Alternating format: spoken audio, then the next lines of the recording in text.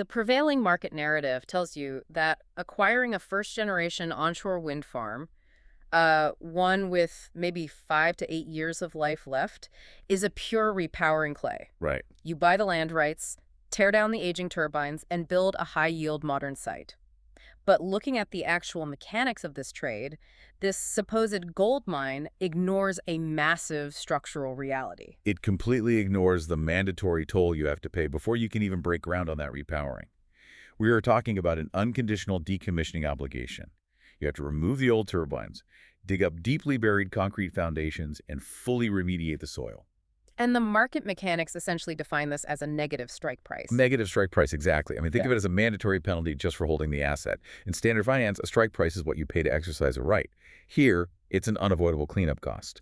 You can choose not to repower the site if the market dips. But you cannot choose not to decommission it. You are legally on the hook for that teardown no matter what.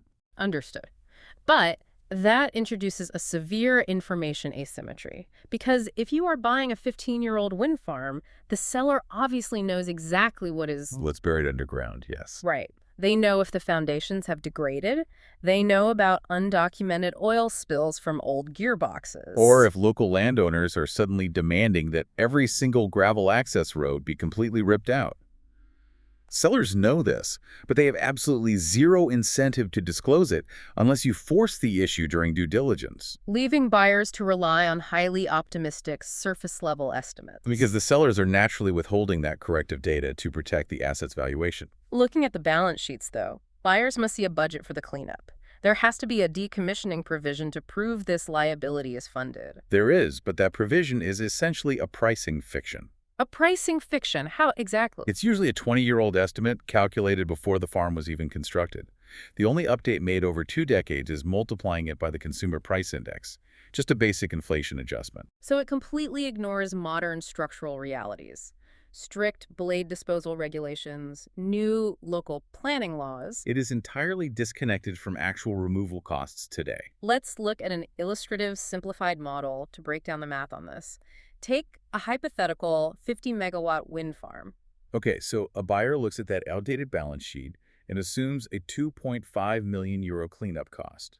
Feeling confident in that number, they pay a 12 million euro premium just for the option to repower later. 2.5 million for cleanup, 12 million premium. But the reality is that modern cleanup costs are running closer to 150,000 euros per megawatt. So for a 50-megawatt site, the cleanup isn't 2.5 million. It's 7.5 million euros. Which instantly wipes out 5 million euros in value. Gone. Right out of your expected equity returns. You've fundamentally overpaid based on a flawed assumption. But looking at standard M&A protections, wouldn't warranties cover a buyer here? You hold the seller liable for the gap? Standard warranties usually expire within 18 to 24 months of the transaction. And the actual teardown doesn't happen for another 5 to 10 years. Precisely. By the time you start digging and realize your cleanup costs have tripled, the seller's warranty is long gone, and this feeds directly into the portfolio trap. Where highly toxic, under-provisioned projects are bundled inside massive multi-asset portfolios. Right. Buyers doing rushed due diligence over a few weeks only analyze the aggregate data. That blended average completely masks the acute, catastrophic liabilities of the bad sites hidden inside the bundle. Which brings us to the ultimate pain point here. If repowering isn't economically viable, and the special purpose vehicle holding the asset goes bankrupt, these massive steel powers could just be left abandoned, the orphaned asset scenario. We've seen this exact structural failure play out with legacy orphaned oil and gas wells or abandoned coal mines.